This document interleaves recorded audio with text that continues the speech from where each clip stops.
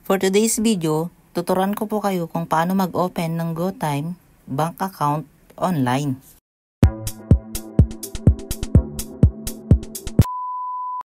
Una sa lahat, i-download po muna natin sa Play Store or App Store ang GoTyme application. At pagkatapos, ay buksan po natin ito, pindutin po natin ang Open an Account. Pagkatapos, ay sagutin lamang ang ilang question na makikita po ninyo. Are you a Filipino? Pindutin lamang po ang yes, pindutin ang next, at dito naman sa are you a US citizen resident, press no. At pagkatapos pindutin ang next. I-click po natin itong maliit na circle, at pagkatapos pindutin lamang po ang continue. Ilagay po ang mobile number, at i-enter po ang 6-digit na OTP na isi-send po sa inyong mga mobile number at i-enter ang email, at pagkatapos pindutin ang next. At dito naman po sa take a selfie, siguraduhin lamang po na nasa maliwanag po tayo na area. At wag po natin tatakpan ang ating mga mukha. Bawal din po ang sunglass. Itapat lamang po ang mukha at pindutin lamang po ang start. Sundin lamang po kung ano yung makikita nyong instruction sa inyong mga screen. Once okay na po, uploading encrypted 3D face scan. At ayan na po, selfie verified. Next will scan your ID. Pindutin lamang po natin itong next. At i-ready na po ang yung mga valid IDs.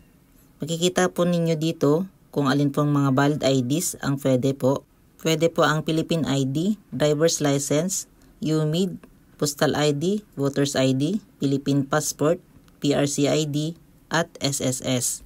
Yan lamang po yung mga ID na pwede po dito. At pindutin ang yes, upload this scan kapag na-scan na po ninyo ang yung mga IDs. At antayin lamang po na matapos ang uploading. Siguraduhin lamang po natin na malinaw po ang pagkakakuha ng ating mga ID. Dahil kung hindi po malinaw ay kailangan po ulitin. Maghintay lamang po tayo ng ilang sandali para matapos may upload ang ating mga ID scan. At ganito po ang inyong makikita once po na uploaded na. I-double check lamang po ang ID number, ang full name at ang date of birth. Pagkatapos ay pindutin lamang po natin ang yes, that's correct. Kapag tama po ang lumalabas na information sa inyong screen, at dito i-enter na po ang yung birthplace.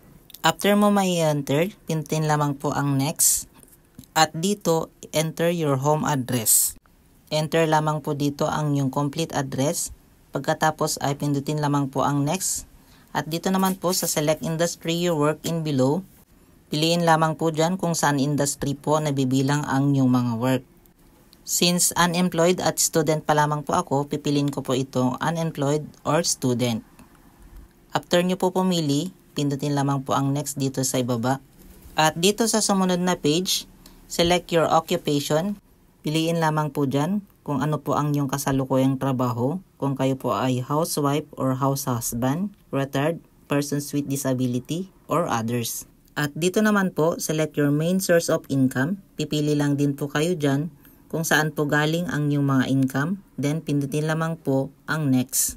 At dito na nga po, gagawa na po kayo ng inyong mga username. Siguraduhin lamang po na 8 to 32 characters, must start with a letter, no special characters.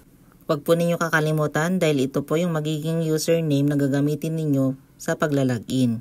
Ngayon naman, create your passcode. I-enter po ang 6-digit unique passcode and then confirm your passcode. Then press next. Antayin lamang po na matapos itong mag-confirm at may matatanggap po kayo na email sa inyong mga registered email address. Bale, once okay na, ganito na po ang makikita po natin. Pindutin po natin ang got it.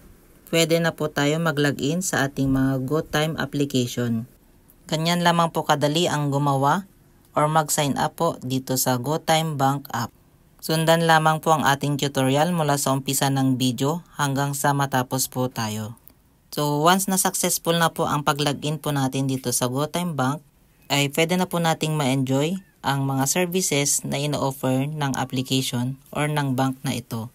At ngayon, pindutin po natin ang login at ilagin po ang ating mga account. At ganito po ang dashboard ng ating mga GoTyme Bank account. Para mas madaling mag-login, pwede po ninyong i-on ang Face ID verification.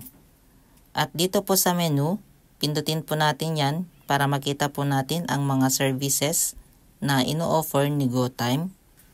Dito, pwede po tayo mag-in-store deposit, send or transfer money, scan QR, withdraw, pay bills, at buy load.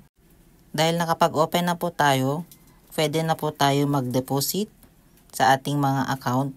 At dito makikita na po ninyo ang inyong mga balance dito sa taas. Pwede na po ninyo i-explore ang iba't iba pang services na ino-offer ni GoTime. Ganyan lamang po kadali ang mag-open ng GoTime Bank Online.